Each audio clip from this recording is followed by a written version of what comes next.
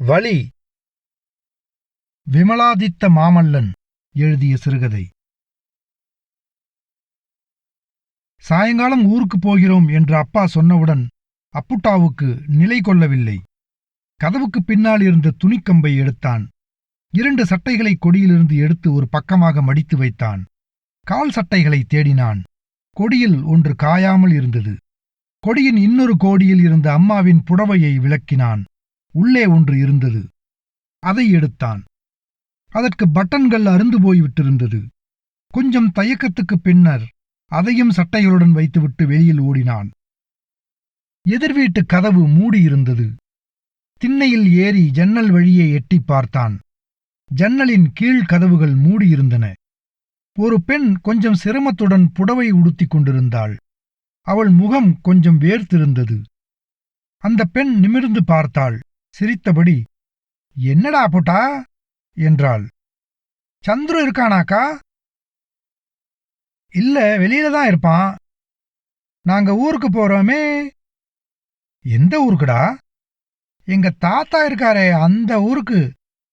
"மெட்ராஸுக்கா?" அப்புட்டா தலையை ஆட்டினான். "எப்ப போற?" "இன்னிக்கு." "யார் யார் போறீங்க?" "அப்பா, அம்மா, நான்." "எப்ப வருவீங்க?" "லீவெல்லாம் முடிஞ்சு ஸ்கூல் திறக்கச்சத்தான் வருவோம்." அப்புட்டா ஜன்னல் கம்பிகளில் ஒட்டிக்கொண்டு நின்றிருந்தான். அந்த பெண் புடவையை கொசுவியபடியே ஜன்னல் அருகில் வந்து நின்றாள். "எனக்கு என்ன வாங்கிட்டு வருவ?" "சாக்லேட்." "அதுதான் இந்த ஊர்லயே கிடைக்குமே. மெட்ராஸ்லேருந்து என்ன வாங்கிட்டு வருவ?" அப்புட்டா கொஞ்ச நேரம் யோசித்தான். அவனுக்கு தெரிந்த பொருட்கள் எல்லாம் இந்த ஊரிலேயே கிடைக்கிறதாகத்தான் இருந்தன. அவன் யோசிப்பதைக் கண்டு சந்தோஷப்பட்டவளாக ஜன்னல் கம்பிகளுக்கிடையே பொருந்தி இருந்த அவன் வயிற்றில் முத்தம் கொடுத்தாள். சந்துருவின் மேல் பொறாமையாக இருந்தது. இவ்வளவு நல்ல அக்கா அவனுக்கு மட்டும் கிடைத்திருப்பது பற்றி. "அதோ வரான் பார் சந்துரு." அப்புட்டா ஜன்னலை விட்டு திண்ணையிலிருந்து இறங்கி தெருவை பார்த்து ஓடினான். சந்துரு கையில் பம்பரத்துடன் நொண்டியடித்தபடி ஓடி வந்து கொண்டிருந்தான். "நான் ஊருக்கு போறேனே." "எந்த ஊருக்கு?" "எங்க தாத்தா ஊருக்கு." சந்துருவின் முகத்தில் உற்சாகம் குறைந்துவிட்டது. "எப்ப வருவ?" "லீவெல்லாம் முடிஞ்சு ஸ்கூல் திறக்கும்போது தான் வருவேன்." "அப்போ லீவு முழுக்க அங்கதான் இருப்பியா?" "ஆமா, எங்க தாத்தாவோட நான் செத்த காலேஜு, உயிர் காலேஜு, பாம்பு பண்ணை, பீச்சு எல்லாம் போவேனே." "பெரிய செத்த காலேஜ் போடா வெவ்வே" என்று முகத்தை வலித்து காட்டி, "இந்த லீவுல எனக்கு நிறைய கதை சொல்றேன்னு தாத்தா சொல்லியிருக்காரே" என்றான் பம்பரத்தில் சாட்டையை சுற்றியபடி. "எங்க தாத்தாவும் தான் கதை சொல்லுவாரு. பீச்சுக்கு கூட்டிட்டு போய் கதை சொல்லுவாரே."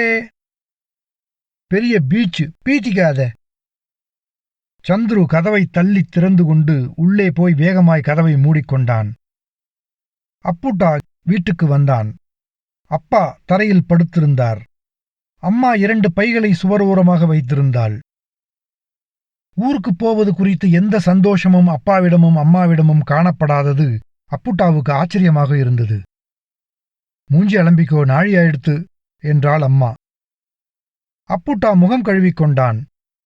டவலை தேடினான். கிடைக்கவில்லை. பையில் எடுத்து வைக்கப்பட்டிருக்க வேண்டும். அம்மா தன் புடவையால் அவன் முகத்தை துடைத்து விட்டாள். அப்பா எழுந்தார். சொம்பிலிருந்த நீரில் சமையல் கட்டில் முகம் கழுவிக்கொண்ட பின்னர் டவலை தேடினார். பையில் எடுத்து வைத்து விட்டதை அம்மா தெரிவித்தாள். அப்பா கத்துவார் என்று அப்புட்டா எதிர்பார்த்தான். அவர் கத்தவில்லை. முறைத்து பார்த்தார். அப்பாவுக்கு இதுபோல் அடிக்கடி அம்மா மேல் கோபம் வருகிறது. அடிக்கிறார். இருந்தாலும் அப்புட்டாவுக்கு அப்பாவை ரொம்ப பிடித்திருக்கிறது. அது மட்டும் எப்படி என்றே தெரியவில்லை. அப்பா வேஷ்டியிலேயே முகம் துடைத்துக் கொண்டார். அம்மா வீட்டை பூட்டி சாவியை அப்பாவிடம் கொடுத்தாள். அப்பா ஒரு பையையும் அம்மா ஒரு பையையும் எடுத்துக்கொண்டு தெருவில் இறங்கினார்கள். அப்புட்டா அப்பாவின் கையை பிடித்தபடி எதிர் வீட்டை பார்க்காத மாதிரி பார்த்தான். ஜன்னலில் சந்துரு எட்டிப் பார்ப்பது தெரிந்தது. அப்புட்டாவுக்கு பெருமையாக இருந்தது. பஸ்ஸில் ஜன்னலோரமாக அப்புட்டா உட்கார்ந்து கொண்டான். அவனுக்கு பக்கத்தில் அம்மாவும் அப்புறம் அப்பாவும் உட்கார்ந்திருந்தனர்.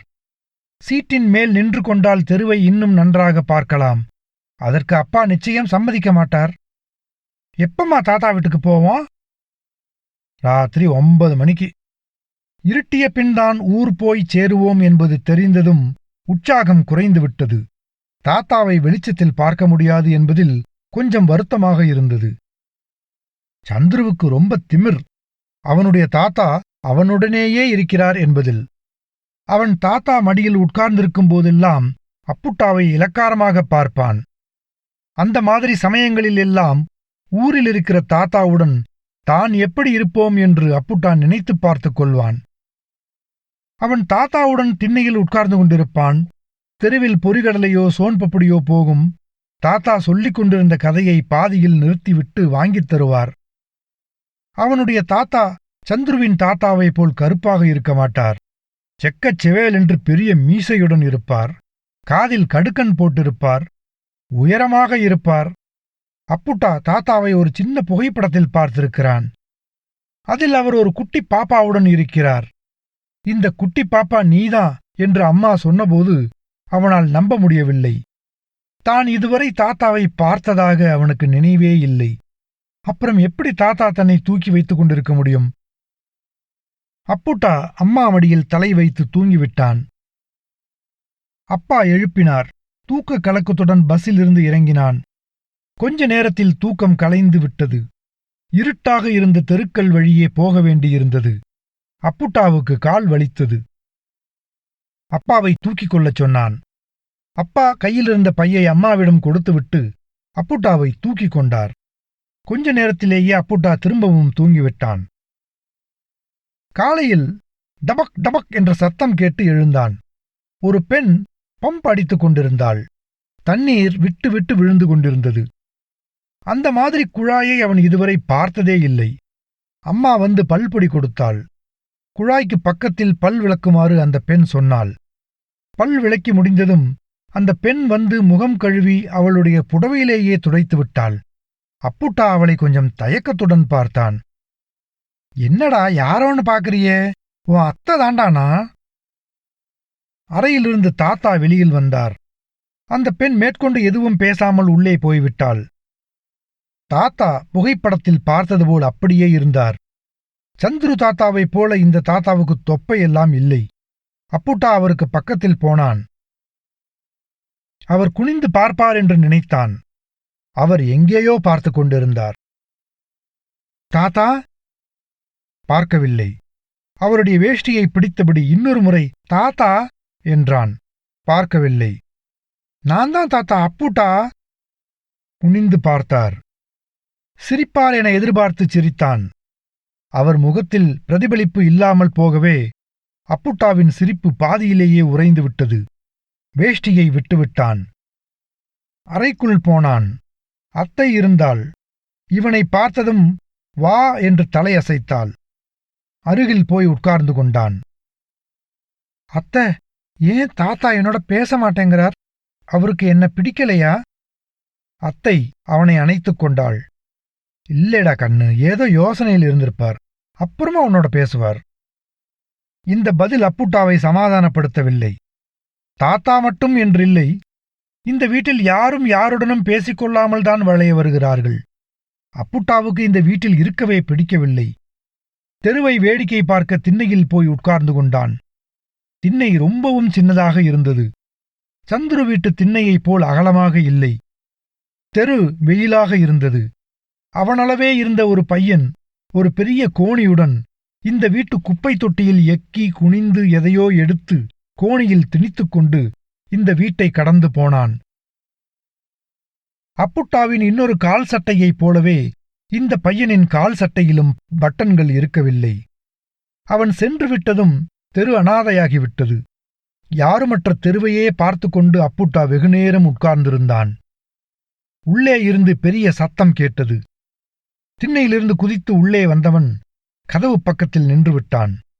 தாத்தா அப்பாவை பார்த்து கத்திக் கொண்டிருந்தார். நான் தான் எனக்கு புள்ளையே இல்லைன்னு எப்பவோ தலைமுழுகியாச்சே, அப்புறம் ஏண்டா வந்த?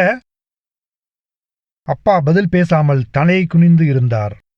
போடா வெளியே, பணம் வேணுமா? பணம் போடா என்றபடி தாத்தா அருகில் வந்ததும் அப்பா நகர்ந்து சென்று சுவர் அருகில் இருந்த பையை எடுத்துக்கொண்டார். அப்புட்டா அப்பாவின் அருகில் சென்று இன்னொரு பையை எடுத்தான்.